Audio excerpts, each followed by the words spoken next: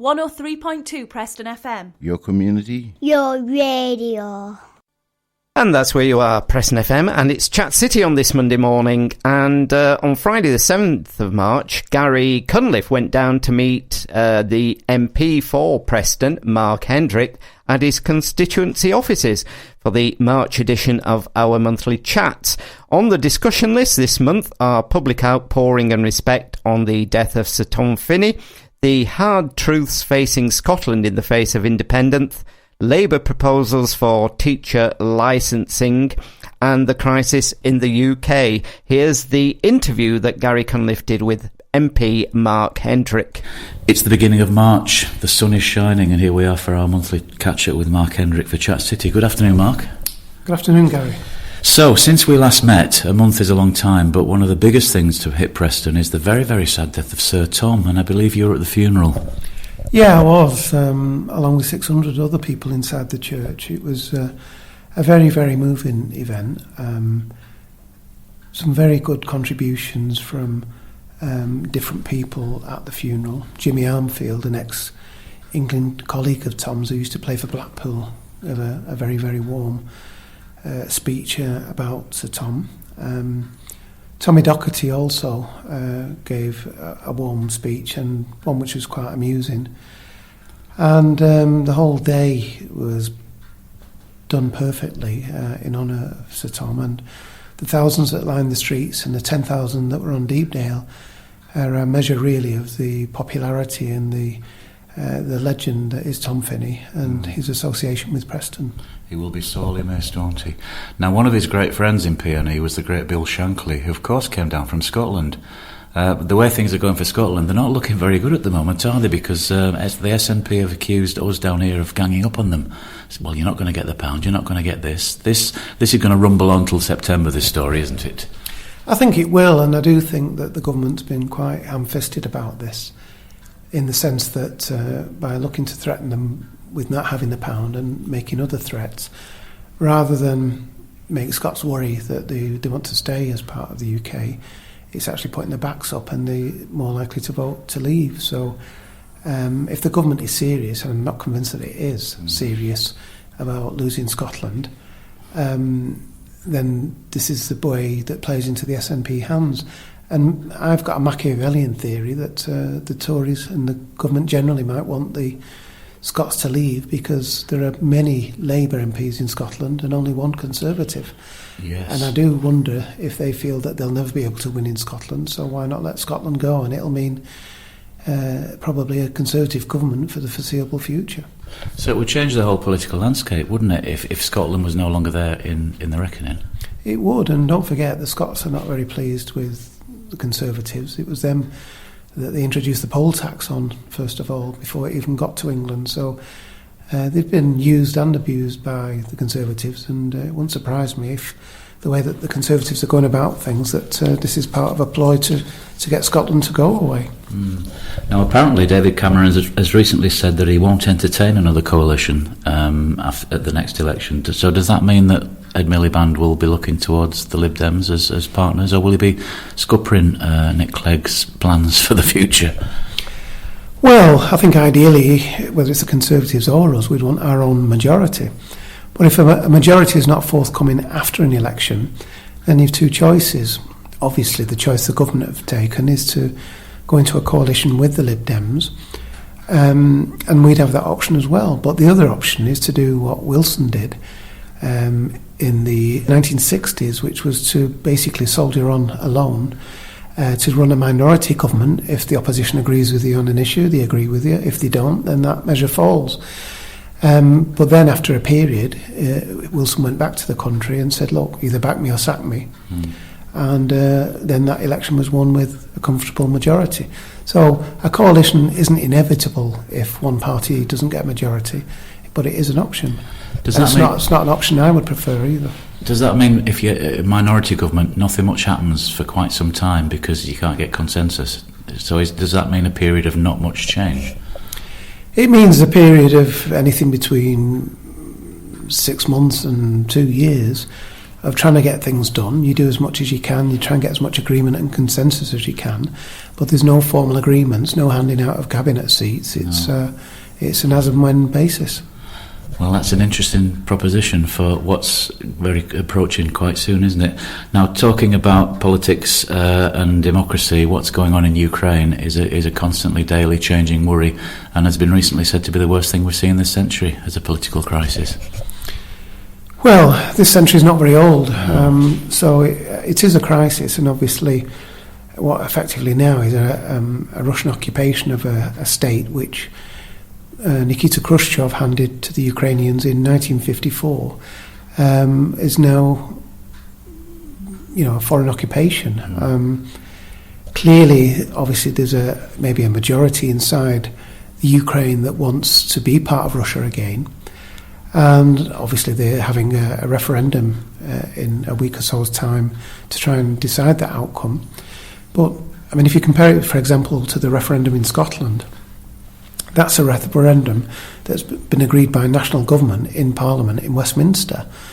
And David Cameron signed an agreement with the Scottish National Party about having, not with the Scottish National Party, I should say, with the Scottish First Minister, which happens to be the leader of the Scottish National Party, to have a referendum. So that's been agreed by the whole of the country, even though it's the Scots that's having the referendum.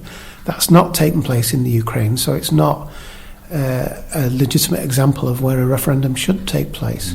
It's not recognised by the national government, it's not been agreed by the national government. So this idea that people can suddenly have a vote and then disappears, just it's ridiculous, really. But the facts on the ground will mean that it will be an effective occupation for the foreseeable future. And all the while, the president is strutting his ego at the Paralympics on a world stage. What exactly is he all about? Is he just about ego, that man? No, I think what it is we saw the collapse of the Soviet Union probably 2 decades ago, and Russians are very, very deferential. They like a strong leader, and they like to defer to a strong leader.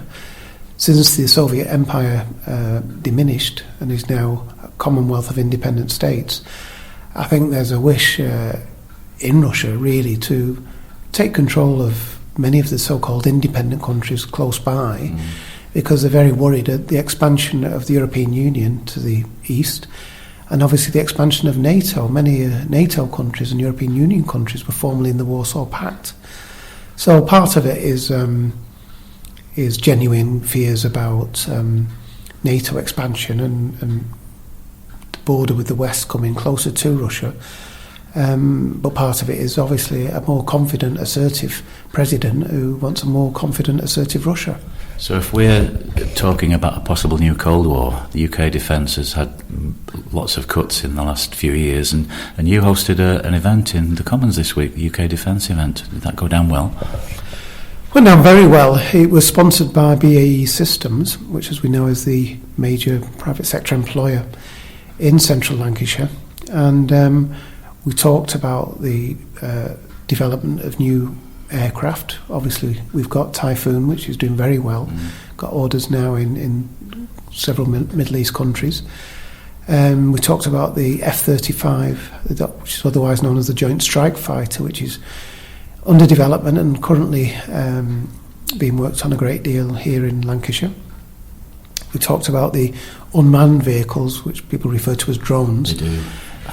They're under heavy development, a lot of it secret work, and the future is very, very bright. And obviously we want customers from abroad, but obviously the government is an important customer, and my aim was to bring consensus really to all parties, the Tories and the Lib Dems, as well as ourselves in Labour, that these are long-term projects, and whichever government gets in at the next election, the projects that we want to see continue. And what we need is a consensus really across Parliament about being committed to these projects.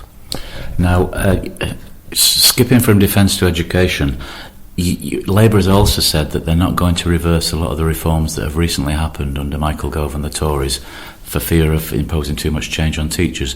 But you are going to introduce a relicensing of teachers. The situation is now in many schools, particularly the free schools that are coming online with the the changes that Michael Gove has brought in, is that people have been asked to teach in schools who've got no qualifications other than life experience. Now, that's not to downplay life experience, it's a very important thing. And they're not as expensive.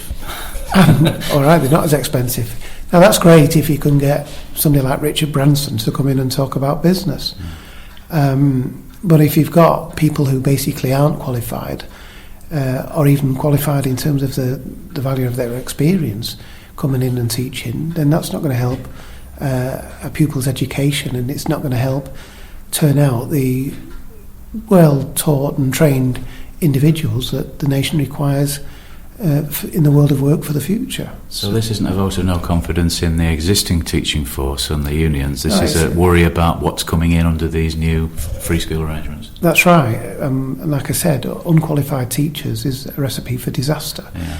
And I think teachers with the right qualifications, the right experience, and to prove it, carry a licence, will mean that they can go from school to school and still be recognised as good teachers.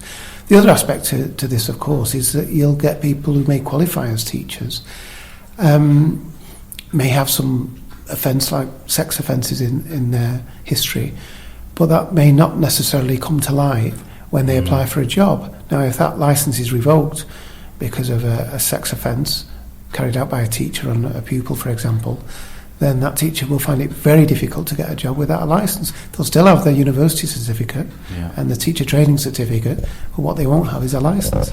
I mean, the papers are increasingly full of stories of teachers and pupils, aren't they? But you recently asked a question in the House to ask for figures about sex offenders who are found guilty but not jailed, and you asked for information both locally and nationally. What did that throw up? Well, the report said, and I've got it in front of me, the most recent report published on 31st of October 2013 shows that 1,542 registered sex offenders were managed in Lancashire in 2012-2013. Now, I would never have dreamed that there were 1,500 plus sex offenders across Lancashire who the authorities have got their eye on. Right. That's a big job to keep your eye on them. It is, and to find that just a third of them have actually served any custodial sentence, to me was quite a shock. So why are they not serving a sentence? Are the prisons just too full? Well, there's that, yeah, prisons are quite full, but also the capacity available is falling. The number of prison places in the UK about 5 years ago was around 90 to 95,000. The figures now are much smaller, and in fact you could now get every prisoner in the country into Wembley Stadium.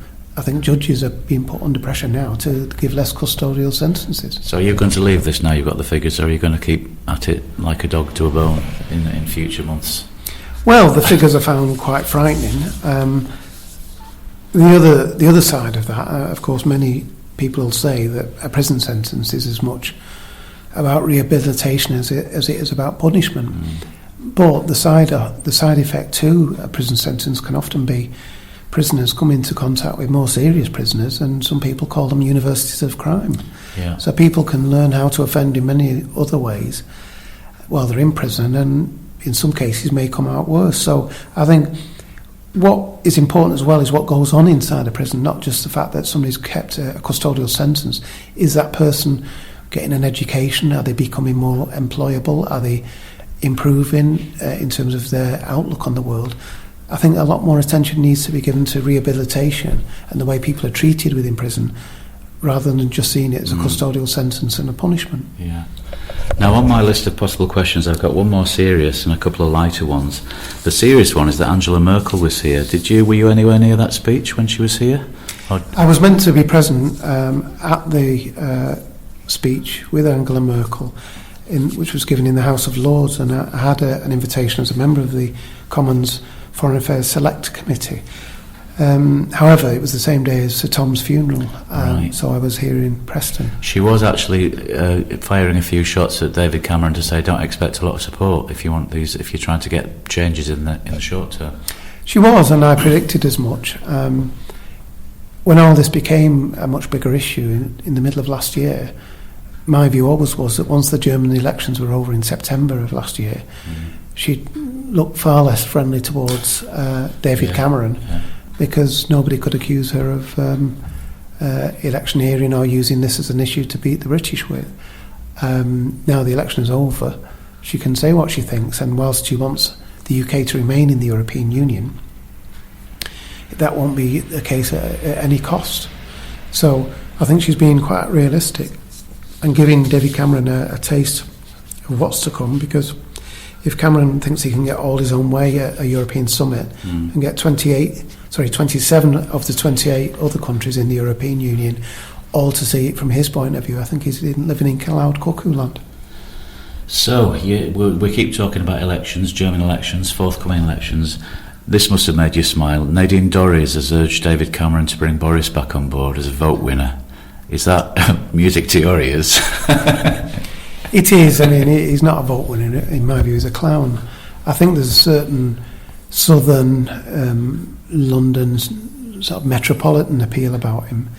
But in terms of the country as a whole and the wider view, for example, he's loathed in Merseyside for the things he said about Liverpool. Of course, he had to apologise publicly, didn't he? And he had to apologise, and he's been putting his foot in it all his political life. I think if the people want a clown to run the country, then they'll vote for him, but otherwise I don't think he's a runner. I think there will be other people if Cameron doesn't lose, and obviously from my point of view I hope he does, but if he doesn't lose, I think obviously it's not an issue. But if Cameron does lose, there'll be a lot of people, and they'll be trying to find a stop Boris candidate on the Conservative benches. It could be George Osborne, it could be Theresa May, who knows, but there'll certainly be a big stop Boris campaign on the Conservative benches. For the next leadership, yeah. And speaking of the benches, Mr Burko has recently accused you of being testosterone-filled yobs, giving a bad image of Parliament and putting off intelligent female MPs who are not prepared to put up with it. Has he got a point?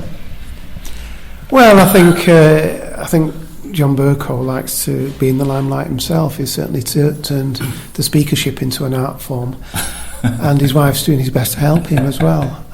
He is, yeah. I think he is over the top, and I think he's becoming a caricature of himself. But is he right? Does it sometimes get out of hand? And was he right to write to all three leaders and say? I think it does. Stuck to it. I think it does, but he's fallen into the trap of thinking the Commons is about television. Whilst it is open to television, it's not there to be affected by television. The Commons has always been like that before it was ever televised, and that went on, and you could hear it on the radio even though you couldn't see it. That went on before, and to suddenly think that hundreds of years of history and tradition are going to disappear because suddenly he's taken the chair, I think is a bit naive. But then again, it grabs him a headline, so what? It does anyway. So we'll leave the discussion at Mr Burko and his testosterone. So thank you for meeting with us for Chat City. It's lovely and sunny outside. So by the time we get to April, there'll be all sorts of things growing in the gardens, and we'll have our shorts on. See you next time, Mark. Thank you. Thanks, Cam.